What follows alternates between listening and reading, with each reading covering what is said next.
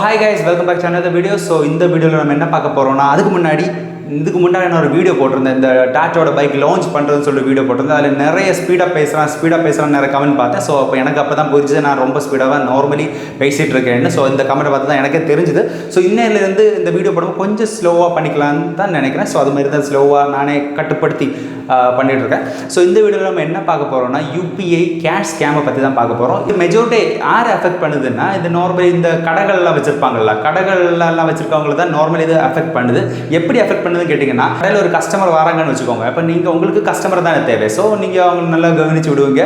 அவங்களும் உங்கள்கிட்ட ஏதாச்சும் பர்ச்சேஸ் பண்ணுற மாதிரி பர்ச்சேஸ் பண்ணுவாங்க. பண்ணதுக்கு அப்புறம் உங்களுக்கு பேமெண்ட் கொடுக்கும்போது கொஞ்சம் அதிகமாக கொடுப்பாங்க. ஃபார் எக்ஸாம்பிள் நீங்கள் ஒரு 2000 rupees உங்களோட சாரத்தோட காஸ்ட் ஆகுதுன்னா நீங்கள் 2000 சொல்லும்போது அவங்க ஒரு 2000 பதில் சிலப்போ 3000ஆகவே உங்களுக்கு போட்டு தரலாம். இந்த யூபிஐ ஸ்கேனரை வச்சு அவங்களுக்கு போட்டு தரலாம்.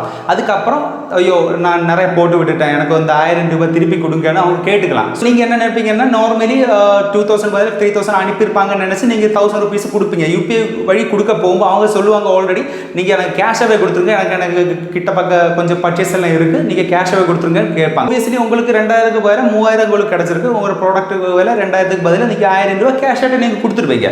ஆனால் இதில் தான் கொஞ்சம் சிக்கல் இருக்குது. ஏன்னா ஒன்ஸ் கஸ்டமர் அவங்களோட ட்ரான்சாக்ஷன் முடிச்சுட்டு அவங்க போயிடுவாங்க. ஸோ நமக்கு வேறு வேண்டிய ஃபண்டு நமக்கு வந்துருச்சு. ஆனால் நெக்ஸ்ட் வித்தின் ஃபியூ ஹவர்ஸ் உங்கள் அக்கௌண்ட் ஃப்ரீஸ் ஆகிடும். ஸோ நீங்கள் கூட நினைப்பீங்க எதுக்கடா என் அக்கௌண்ட் ஃப்ரீஸ் ஆகுதுன்னு சொல்லி நீங்கள் உங்கள் பேங்கோட கனெக்ட் பண்ண பார்ப்பீங்க. ஆனால் அந்த பேங்க்லேருந்து சொல்லுவாங்க நாங்கள் ஃப்ரீஸ் பண்ணல, சென்ட்ரலைசன்ஸ் ஃப்ரீஸ் பண்ணி இருக்காங்கன்னு. நீங்களும் நினைக்க என் அக்கௌண்ட்டுக்கு எதிராக யாரோட கம்ப்ளைண்ட் கொடுத்துருப்பாங்கன்னு நீங்கள் நினைக்கலாம். ஸோ இதுக்கு என்ன பதில் நான் சொல்லிக் கொடுக்குறேன். நீங்கள் இந்த இரும்பு திரைப்படங்களை பார்த்தீங்கன்னா உங்களுக்கு புரியும். இந்த விஷால், இந்த அர்ஜுன் சார் நடிச்ச இரும்பு திரைப்படம் இருக்குல்ல, அதில் ஒரு சீன் இருக்கு மெல்ஃபில். இந்த நான் இப்போ உனக்கு போட்டு விட்ட பணம் என்னோட பணம் இல்லை, வேற ஒரு அக்கௌண்ட்லேருந்து போட்டு விட்ட பணம், இந்த கவர்மெண்ட்டில் வாஷ் பண்ணிட்டு இருக்க பணம் அதெல்லாம் சொல்லுவாங்கல்ல. ஸோ அதே மாதிரி தான் இப்போ இந்த ஒரு ஃப்ராடு போயிட்டு இருக்கு. இது இப்போ என்ன பணம்னா இந்த லேயரிங்னு சொல்லுவாங்க. என்னன்னா இந்த ஒரு கஸ்டமரோட கன்சென்ட் இல்லாமல் அவங்க அக்கௌண்ட்லேருந்து லூட் அடிக்கிற பணம், அவங்க அக்கௌண்ட்லேருந்து லூட் பண்ண பணம் பல அக்கௌண்ட்டை மாறி அவசான ஒரு அக்கௌண்ட்டில் வரும். அந்த அக்கௌண்ட்டில் என்ன இந்த லூட் அடிக்கிற பணம்னால கஸ்டமர் ஆப்வியஸ்லி போலீஸ் ஸ்டேஷனுக்கு கம்ப்ளைண்ட் கொடுத்துருப்பாங்க. ஃபார் எக்ஸாம்பிள் இப்போ என் அக்கௌண்ட்டில் ஒரு 1 lakh பணம் இருக்குன்னு வச்சுக்கோங்க. ஸோ நான் ஏதோ ஒரு ஃப்ராட் ட்ரான்சாக்ஷன் என்னோட அக்கௌண்ட்டில் நடக்குது. என் அக்கௌண்ட்லேருந்து ஏதாச்சும் ஒரு கால் சென்டரில் யாராச்சும் பேசி என் அக்கௌண்ட்லேருந்து பணத்தை அடிச்சிடுறாங்க. ஸோ இந்த 1 lakh என் அக்கௌண்ட்லேருந்து டெபிட் ஆனதுமே நான் போலீஸ் ஸ்டேஷன் கம்ப்ளைண்ட் கொடுப்பேன். போலீஸ் ஸ்டேஷன் கம்ப்ளைண்ட் கொடுப்பேன், பேங்க்லேயும் கம்ப்ளைண்ட் கொடுப்பேன். ஸோ அந்த பேங்க் போலீஸ் ஸ்டேஷன் இன்வெஸ்டிகேட் பண்ணி நெக்ஸ்ட் லெவல் அவங்களுக்கு என்ன பண்ணலாம்னு பார்ப்பாங்க. அது இந்த என் அக்கௌண்ட்ல ஃபண்ட் எந்த அக்கௌண்ட்ல போயிருக்கு, அங்கேருந்து எங்கே போயிருக்குன்னு அவங்க பார்ப்பாங்க. ஸோ எந்த அக்கௌண்ட்ல போச்சு அந்த அக்கௌண்ட் ஃப்ரீஸ் பண்ணுவாங்க. ஸோ அந்த அக்கௌண்ட்ல வேற எந்த அக்கௌண்ட்ல ஃபண்ட் போச்சோ அந்த அக்கௌண்ட் ஃப்ரீஸ் பண்ணுவாங்க.